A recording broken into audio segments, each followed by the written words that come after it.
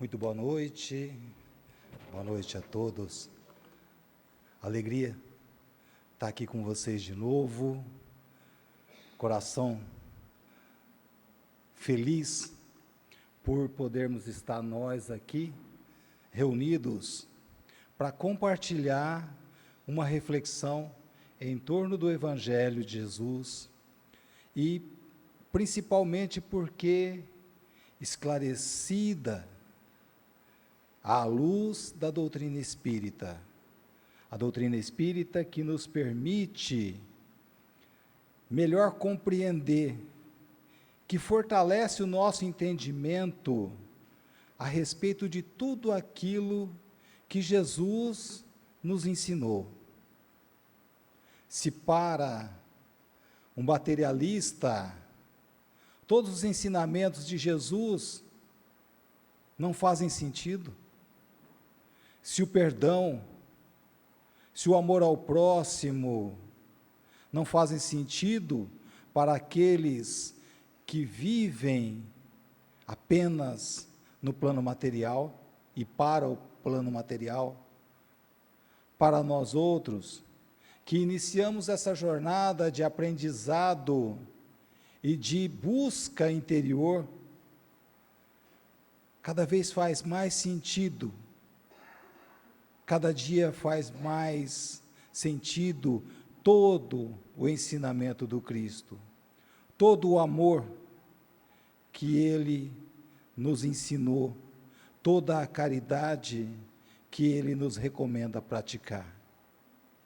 Que possamos ser hoje aqui, compartilhando as nossas melhores vibrações, mantendo os nossos pensamentos elevados, possamos ser uns para os outros aqui o auxílio, que possamos compartilhar das nossas virtudes e sermos acolhidos e socorridos nos nossos defeitos. Eu costumo dizer que dentro da casa espírita, todos nós somos coxos, né? Todos nós somos mancos, um de um lado, outro do outro, mas se os nossos corações estiverem abertos, se a boa vontade estiver em nós, se o amor ao próximo estiver em nós, nós podemos caminhar muito melhor. Um é manco de um lado, outro é do outro, mas se a gente se der os braços, nós podemos caminhar muito melhor e progredirmos juntos. Hoje, o nosso Evangelho, que nós vamos utilizar para a nossa reflexão, é a continuação do capítulo 17º. Eita!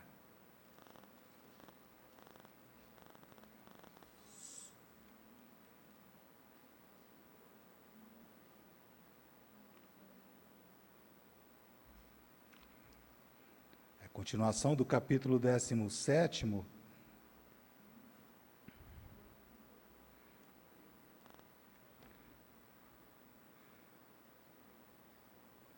sede perfeitos, né, que já foi iniciado na reunião passada e que hoje nós vamos continuar. Esse capítulo que tem por base o Evangelho de Mateus, quando Jesus nos recomenda: sede, pois, vós outros perfeitos, como perfeito é o vosso Pai Celestial. Uma recomendação, como tantas outras, de Jesus, que se faz necessário que busquemos entender. Será que nós podemos, nesse nosso estágio de evolução, pretender sermos tão perfeitos quanto o nosso Criador? Será que a gente já está em condição disso, né? De pretender ser perfeito como Deus, nosso Pai, o é? E Kardec nos explica no Evangelho segundo o Espiritismo tomado ao pé da letra, pressuporia que a gente desejasse ser perfeito como Deus. E se houvesse alguém perfeito como Deus, haveriam dois deuses, né? E isso não é possível. Seguramente não é essa a afirmação de que devemos querer ser perfeitos como Deus. Mas como tantas outras recomendações de Jesus, sede caridosos, sede mansos e pacíficos, nos indicam uma meta, algo que nós devemos buscar, que nós devemos ter como objetivo de aprendizado, de crescimento. No Livro dos Espíritos, na pergunta número 10, Kardec indaga ao Espírito Verdade: pode o homem compreender a natureza íntima de Deus? E a resposta é não. Nós não temos condições para isso, nos falta sentido para podermos compreender. E ele volta a indagar: será que algum dia a gente vai conseguir compreender o mistério da divindade? E a resposta é: quando não mais o Espírito estiver obscurecido pela matéria. À medida que nós evoluirmos e vencermos a ilusão, o apego da matéria, nós vamos gradativamente compreendendo melhor Deus, a natureza de Deus. À medida que nós nos desvencilhamos dos nossos defeitos, do nosso egoísmo, das nossas vaidades, nós vamos nos aproximando melhor de entender Deus e sua infinita perfeição. E ele nos consola quando diz: embora não possamos entender a natureza íntima de Deus, nós podemos gradativamente formar a ideia de algumas de suas perfeições. A gente pode ir compreendendo as perfeições de Deus. Passo a passo, nós podemos ir compreendendo, à medida que evoluímos. O infinito, né? Quem somos nós perante o infinito de Deus? Somos cada um de nós é de quanto hoje? 7 bilhões de habitantes do planeta Terra, de milhares de outros planetas que existem, de milhões de outros sóis que existem, e o nosso Sol, o nosso sistema solar, gravita em torno de um Sol de quinta grandeza, das milhões de galáxias. Somos, como dizia o Chico, né? Cisco do Senhor. Talvez sejamos menos que grãos de areia diante da grandeza infinita de Deus. Aliás, o próprio Emmanuel nos diz que estamos da perfeição tão longe quanto o verme está de uma estrela. Ainda estamos nos primeiros passos de entendermos a perfeição. Contudo, isso não deve ser motivo para nós de desânimo. Não deve ser motivo para que a gente desista. Os antigos navegadores, né, da época dos descobrimentos, se guiavam pelas estrelas. E será que eles tinham alguma esperança de, com suas caravelas, chegarem um dia na estrela? Contudo, eles não perdiam elas de vista. Era necessário que eles seguissem, que eles tomassem por base a estrela, para não perder a direção. E esse é o entendimento dessa busca pela perfeição que nós devemos colocar em nossa vida. Ainda que sejamos tão pequenos, ainda que sejamos tão cheios de defeitos e limitações, mas que jamais, em momento algum, mesmo nos momentos de queda, mesmo nos momentos de sofrimento, jamais deixemos de voltar os nossos olhos à luz que nos guia, que jamais a luz do Evangelho se apague em nossas vidas. É um caminho árduo, longo, difícil, mas é necessário aprender a semear. É necessário saber que a semeadura antecede a colheita. É necessário o trabalho árduo da preparação do solo, do controle das ervas daninhas, do orgulho, das nossas imperfeições, para que nós possamos almejar a colheita da felicidade. Assim nos ensina o Emmanuel na psicografia do Chico. É necessário que aprendamos que a construção de uma casa não dá para começar pelo telhado. Às vezes a gente já quer colher os frutos antes do tempo. É necessário que construamos o alicerce da casa. Não tem como começarmos a construção pelo telhado.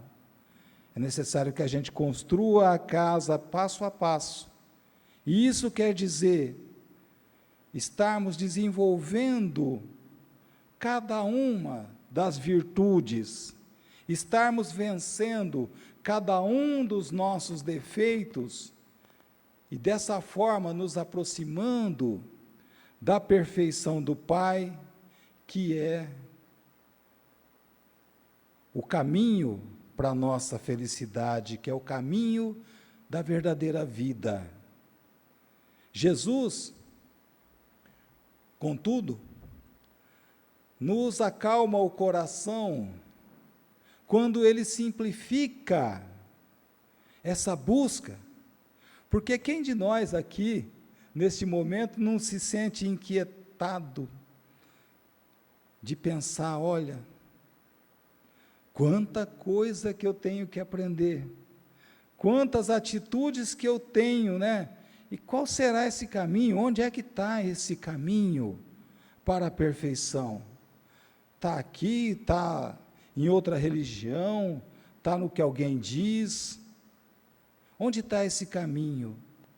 E Jesus simplifica para nós, quando ele diz que a essência da perfeição que nos é possível está na prática da caridade.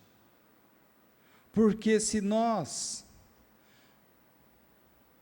praticamos a caridade, implica, para chegarmos à prática da caridade, implica na prática de de todas as outras virtudes. Muitas vezes a gente fica pensando, olha, aqui na terra eu tenho minhas coisas para cuidar, mas o meu espírito é bom. É que aqui, sabe o que acontece? A carne é fraca, então eu fico nervoso, eu tenho tenho necessidades de segurança, então aqui eu não faço as coisas, mas o meu espírito é bonzinho. Será verdade isso? Não existe o espírito lá e o corpo aqui. O que nós praticamos, o que nós fazemos, é o reflexo perfeito daquilo que nós somos, daquilo que nós temos aqui dentro. Se nós temos em nosso coração, na nossa mente, no nosso espírito, o egoísmo,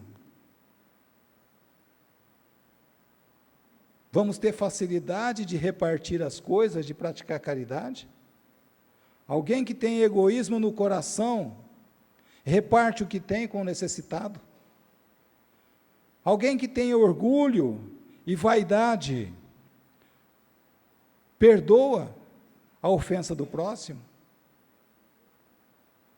Os nossos atos, enquanto encarnados, e nós temos a encarnação por oportunidade de prática, de exercício, desenvolvimento das virtudes, as nossas ações são reflexos daquilo que nós trazemos dentro de nós. E a prática da caridade é o caminho deixado por Jesus, porque implica na prática de todas as outras virtudes que nós necessitamos desenvolver.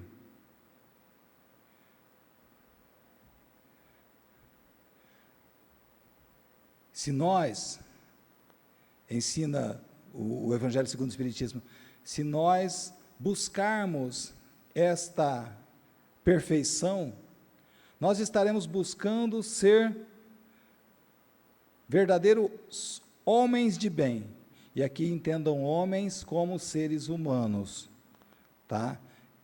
Em que pese o Evangelho segundo o Espiritismo ter sido escrito no século XIX, né, onde existia um machismo ainda muito acentuado, entendamos aqui seres humanos de bem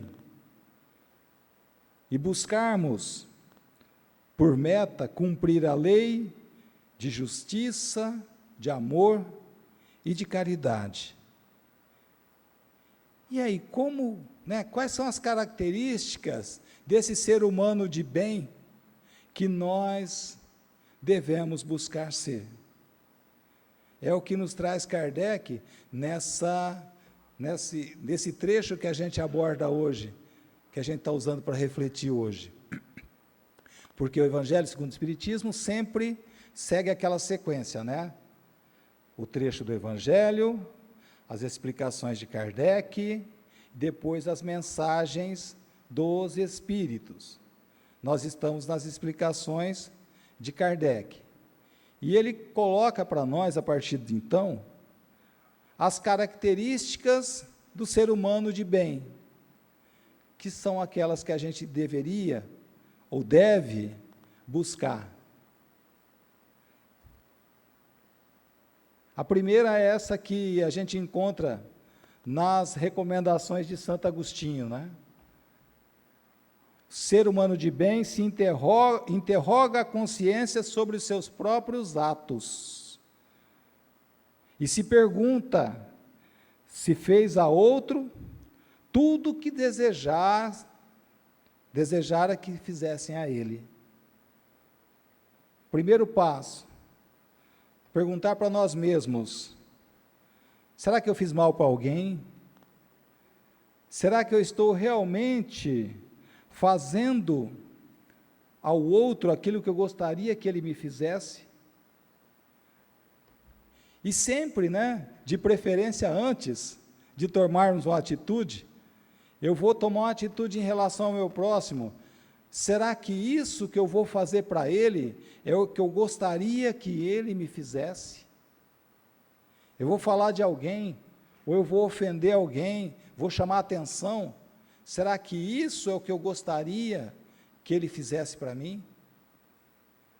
Começa por aí. Segunda recomendação: o ser humano de bem deposita fé em Deus, na sua bondade, na sua justiça e na sua sabedoria. Nós depositamos fé em Deus?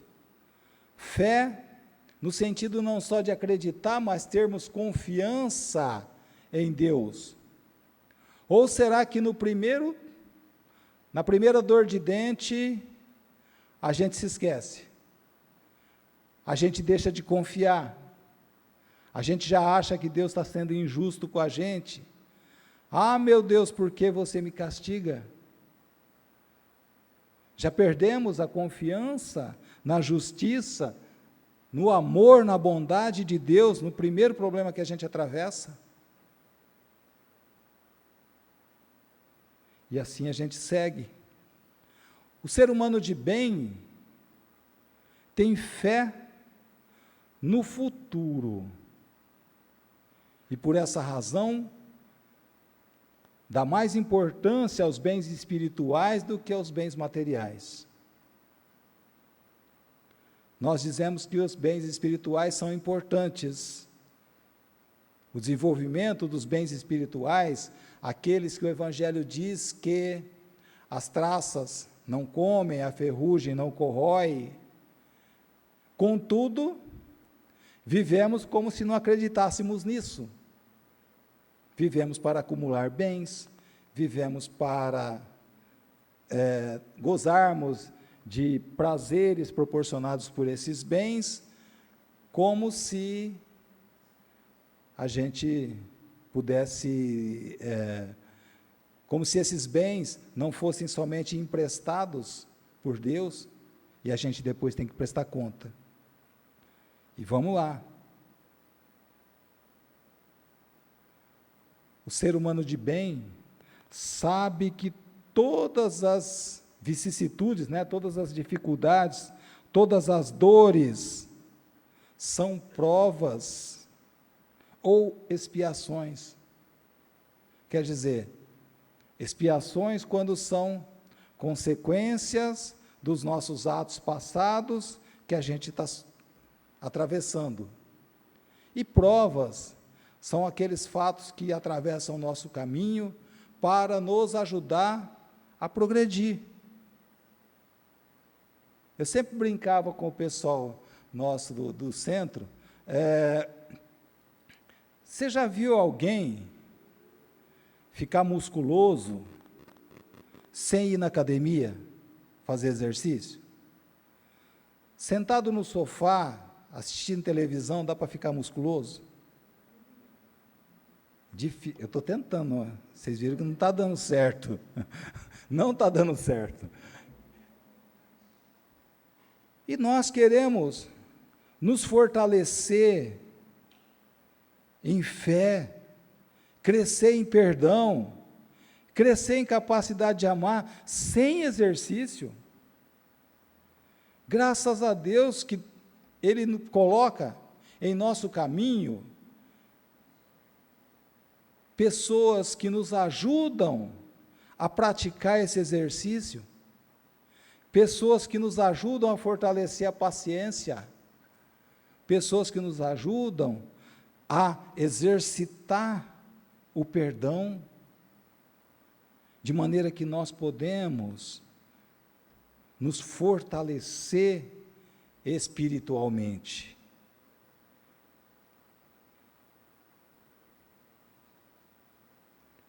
O ser humano de bem faz o bem pelo bem sem esperar retribuição. Retribui o mal com o bem. Toma a defesa do fraco contra o forte e sacrifica os seus interesses pela justiça. E se a gente fizesse isso hoje em dia, Que mundo mais feliz que nós teríamos. A gente sacrifica o interesse dos outros pelos nossos interesses, Quando é com o outro, o nosso conceito de justiça muda. Quando prejudica o outro, a nossa noção de justiça normalmente é diferente. Como que é difícil para nós pensar em retribuir o mal com o bem. Como que é difícil para nós não vingar. Como que é difícil para nós fazer o bem sem esperar recompensa. Fazer o bem para ver o outro feliz. Não para nós ficarmos felizes. Sermos felizes com a felicidade do outro. Como que é difícil para nós ainda isso. O ser humano de bem encontra satisfação nos benefícios que espalha, nos serviços que presta, em fazer felizes os outros. Encontra satisfação nas lágrimas que enxuga e nas consolações que distribui aos aflitos.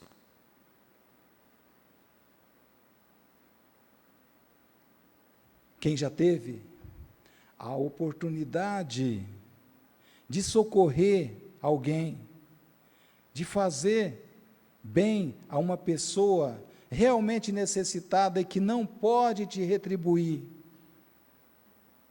essa pessoa pode te dizer a felicidade diferente que nós sentimos quando isso acontece. Uma felicidade que vem do fundo do coração, um sentimento de leveza, muito diferente daquelas vezes que a gente faz as coisas por interesse ou por vaidade. E a receita continua: o ser humano de bem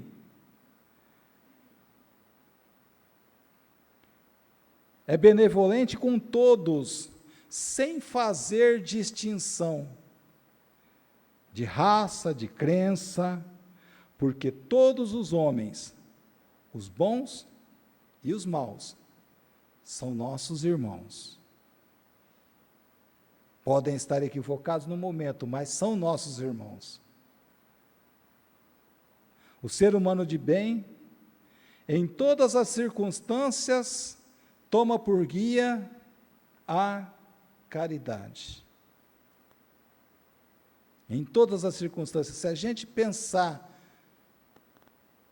em caridade, em qualquer atitude, qualquer situação que nós estejamos vivendo, nós estaremos no caminho certo de sermos seres humanos de bem. O ser humano de bem não alimenta ódio nem rancor, nem desejo de vingança.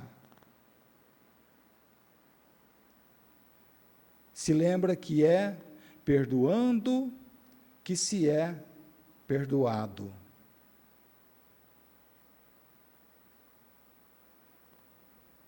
O ser humano de bem é indulgente para as fraquezas alheias, porque sabe que também necessita de indulgência. Indulgência quer dizer paciência com os defeitos dos outros, compreensão, tolerância com os defeitos dos outros. Normalmente nós somos intolerantes com os defeitos dos outros, mas queremos que as pessoas nos tolerem.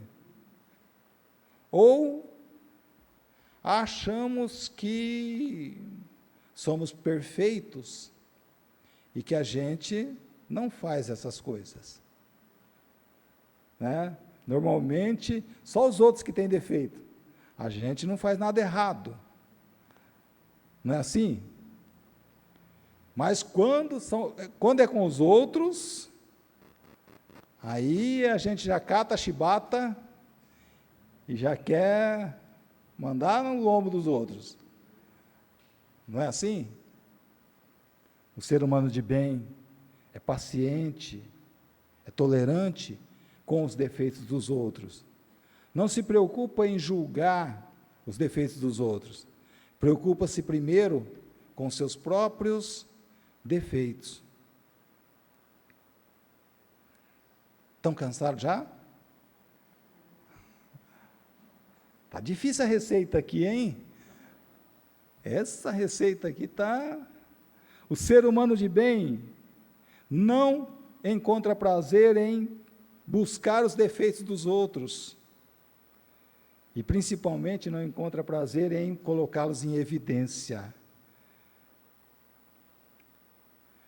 Se ele enxerga o defeito do outro, é sempre buscando ajudar ou atenuar o mal. O ser humano de bem estuda suas próprias imperfeições e trabalha incessantemente para combatê-las. Todos os esforços que ele emprega para dizer no dia seguinte que, de alguma forma, hoje, ele está melhor que ontem. Quem dera a gente trabalhasse assim, né? Hoje eu sou um pouco menos pior do que eu era ontem. Talvez para nós a gente ainda esteja nessa conta, né? Eu estou menos ruim. Para ser bom demora bastante, mas eu estou menos ruim do que eu era há um tempo atrás. O ser humano do bem não procura dar valor ao seu espírito nem aos seus talentos, às expensas dos outros. Quer dizer, ele não se vangloria rebaixando os outros. Aproveita, sempre que possível, para enaltecer as qualidades dos outros. Não se envaidece da sua riqueza, nem de suas vantagens pessoais, porque sabe que tudo que tem é emprestado e é passageiro. Usa, mas não abusa dos bens que lhe são concedidos, porque sabe que terá que prestar contas. Se, na condição que ele vive, ele é colocado como chefe, ele respeita os seus subordinados. E se é subordinado, ele trabalha lealmente para aqueles com quem ele se relaciona.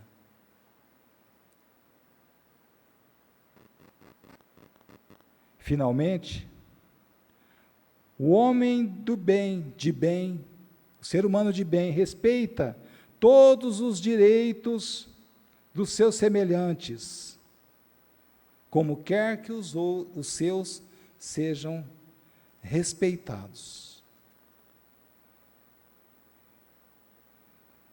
E aí eu peço desculpa porque eu enumerei da forma que está no capítulo do Evangelho. E eu tenho certeza que vocês estão pensando assim, né? Rapaz, é coisa, né? É muita coisa para a gente aprender. É uma lista até mais ou menos, né? Depois a gente vai estar disponibilizando lá no grupo para a gente rever, porque essa receita de bolo não deu para decorar na primeira passada, não. Mas consolem-se. Kardec diz que aqui não estão todas. Ainda tem muitas outras que a gente precisa aprender e desenvolver para podermos nos considerar seres humanos de bem. Contudo, se a gente começar a caminhar, se nós começarmos a trabalhar, não ficarmos sentados, estáticos, passivos, se a gente conseguir começar a trabalhar, mesmo que hoje a gente esteja numa situação difícil, de sofrimento, de angústia, mesmo que o nosso céu esteja nublado assim, escuro, que a gente não perca nunca a direção da luz, que a luz esteja sempre à nossa frente e que nós possamos nos impulsionar nessa direção. Bem compreendido e principalmente bem praticado e sentido, a doutrina espírita nos leva a sermos verdadeiros espíritas, que é o mesmo que sermos verdadeiros cristãos, e que é o mesmo que sermos pessoas de bem, seres humanos de bem. A doutrina espírita nos auxilia a entendermos, a enxergarmos essa luz na escuridão que nós ainda vivemos e nos ajuda a caminhar. E quando começa essa caminhada? Hoje. Quando é o melhor momento para nós fazermos essa busca? É hoje. Não vamos esperar sermos perfeitos para a prática do bem. Estamos muito longe disso. A perfeição não é alguma coisa que vai acontecer do nada. Ela é fruto do trabalho, do esforço, da perseverança na prática do bem. Então, esse caminho do sede perfeitos que Jesus nos recomenda, começa por fazermos, desde hoje, o melhor que estiver ao nosso alcance. Ah, mas ainda é muito pouco. Faça o seu melhor. Somente quem pratica o bem e a caridade nas pequenas coisas vai se habilitando a voos maiores, vai se habilitando a realizações maiores. Vamos nos aperfeiçoando passo a passo, na medida das nossas limitações, das nossas forças, para, no futuro, podermos descortinar, como diz aqui o Chico, as bênçãos do porvir. Que Deus nos abençoe, que Jesus continue olhando por nós e nos guiando, que os bons espíritos estejam conosco nessa caminhada e que nós façamos a nossa parte, praticando, exercitando essas virtudes que são tão necessárias à construção da felicidade de todos nós. Obrigado pela paciência, obrigado pela companhia em estarmos aqui pensando juntos no Evangelho de Jesus. Obrigado, Senhor, que seja feita em nossas vidas sempre a Tua vontade. Que assim seja.